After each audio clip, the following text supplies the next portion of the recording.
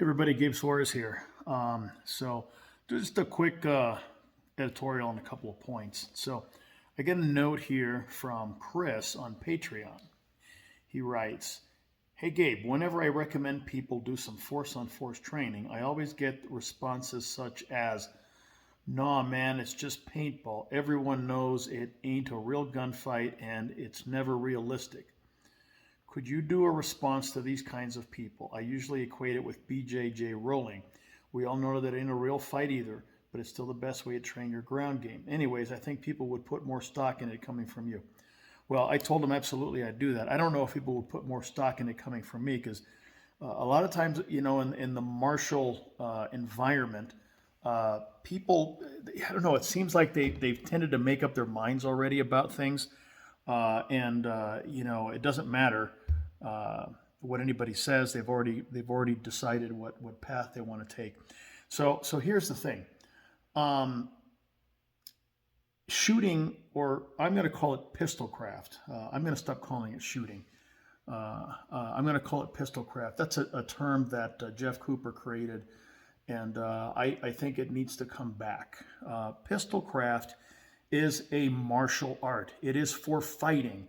It's not for shooting scores. It's not for making political statements. It's not for anything else. It's for killing someone who's trying to kill you. That's it.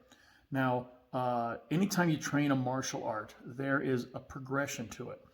The end result is that you want to be able to execute your techniques in a mindless manner without having to analyze and think about what you're doing. If you have to analyze and think about what you're doing, it's simply too late, and the fight will be over. And fights, not just gunfights, all fights, they happen quickly. They explode into action, and they're over very quickly. Fights don't go for 30 minutes or anything like that. Fights, again, real fights. An IDPA match is not a gunfight. And I'll go even as far as to say that an MMA match is not a fist fight. A sport fighting match is a mutually agreed upon combat between two ostensibly evenly matched participants who've agreed to a set of rules, and they're testing skills, and they're testing techniques and fighting systems, and they're testing each man's mettle and conditioning and skill. That's not what a fight is on the street. Are there parallels? Absolutely there are. If I was going to go get in a bar fight tonight, would I want some guy that's doing Tai Chi, or would I want one of the UFC champs? Well, of course I'd want one of the UFC champs with me. But the dynamics of how the fight starts and how it unfolds is vastly different in the real world. Fights are always a continuum of one party having the initiative and starting the fight, and the other party lacking the initiative and fighting to obtain it and then retain it. Gunfights are that way. Fist fights are that way. Fights between nations are that way. And so what we try and do is we try and develop a system of we've done it, a system of gunfighting that takes into consideration the dynamics of real fights, how people behave and how they process information, how they act and react in a real fight. So the first thing that we do is we separate technical skills, i.e. going to the range, drawing your pistol, firing accurate shots, and all of those things, from tactical training. Techniques are great, but techniques out of context and without tactics are a waste of time. You can take the best shot in the world, master whatever they want to call themselves, and put him in a situation that is unwinnable because his tactics sucked, and he will lose. I don't care who he is. I don't care what good a shot he is. He'll be dead, and the other guy will have his gun. All right? So on the tactical side, what we try and do is take it away from the firing range, so we're not constrained by the artificial safety issues that are prevalent when we're working with live fire weapons. We remove ourselves from that environment, and we create an environment that it's still safe, and we have force on force safety rules that we have in effect, but we don't have the limitations of real firearms. And the thing that I will say is this: all training is fake. all training is fake. I don't care what it is. It's fake. And it's fake because you go into a training session, you know you're not going to die. You go into a training session, you know that you're going to come out on the other end uninjured and healthy and able to go to work on Monday. That's why it's training and it's not real. But we try and make up for those problems, the falsehoods in training. We try and make up for them with training in context and layering over different types of training. So what I'll tell you right now is this: going to the range and shooting at a target with a real gun is not sufficient to make yourself a gunfighter. I don't care who you are. I don't care how many trophies you have. It's not sufficient. All right.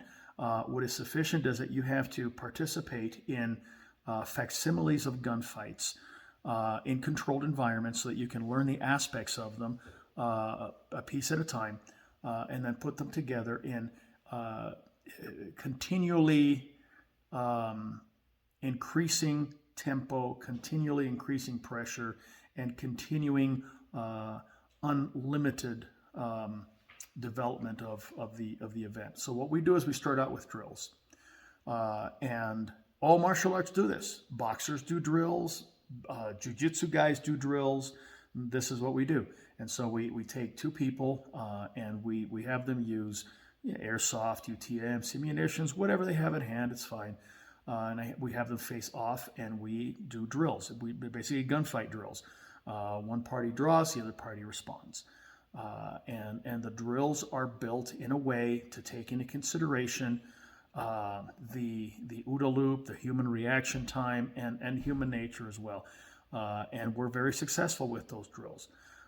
And they're limited in the beginning, and then as we build on it, as the student becomes accustomed to doing these drills, we expand their complexity and their intensity, and they come together where at the end of the training evolution they have a very solid understanding of what a gunfight is. Now you take that and you couple it with the ability to fire live weapons and fire accurate shots and all of that, and then you have a complete gunfighter, which you wouldn't if all you did was go to the range and shoot guns. Now, we take those two aspects and then we combine them into templates of movement that you practice on your own.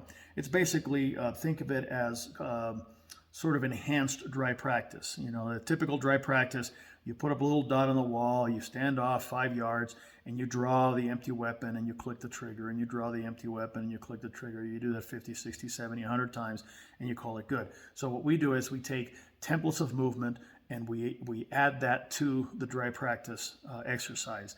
And so all of the things that you would do in a gunfight, if you were in the reactive realm, you can practice them in a very dynamic, very quick manner. We are very physical gunfighters, and you know, as long as you have that physicality, there's absolutely no reason why you wouldn't take advantage of it. And so these are the movement templates. Some people would call them katas if they were in the martial arts realm. We've just decided to call them templates. So we have dry practice, we have live fire on the range, which is akin to hitting a heavy bag. We have the movement templates that are part of the dry practice routine. And then we have very, very dynamic, forceful, and intense force-on-force drills that help the student understand what the dynamics of the gunfight are. It's not paintball. It's not those stupid games that you see people play, and it's not the silly hunt the burglar drills that you see in some shooting schools that have shoot houses. It's completely different. And if you are interested in becoming a full and completely skilled gunfighter, I believe this is the path to do it. And we've had numerous students go through our program and be quite successful in the mindless application of the techniques that we teach.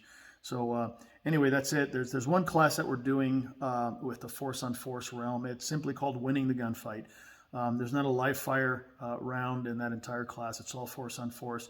And by the time that you leave the 3-day progression on Sunday afternoon, you will have a greater understanding of what a gunfight is than 99% of the shooting instructors out there.